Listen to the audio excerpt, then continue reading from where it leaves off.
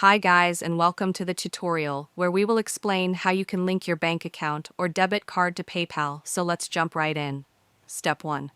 Open PayPal in your browser. Log in or sign up if you don't have an account already.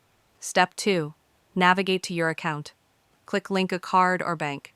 Then select the type of account to link to. You can confirm your PayPal account by linking either a checking account or debit card. You can also link to both, but only one is required to verify your PayPal account. If you don't have a bank account or debit card, you can verify your account by providing proof of identity via a government-issued ID. This is typically in the form of your passport or driver's license. Step 3. Select your bank. To link a bank account, click your bank in the list. If it's not there, type it into the search bar at the top. To link a debit card, choose the issuing bank from the list, or select debit or credit card to enter the card details manually. Step 4. Enter your bank account or debit card information. To link a bank account, sign into your bank to connect, or manually enter your routing number and account number.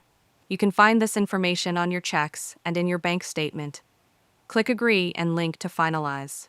To link a debit card, sign into your card provider, or manually enter the card number, expiration date, 3-digit CVC code, and any other requested information.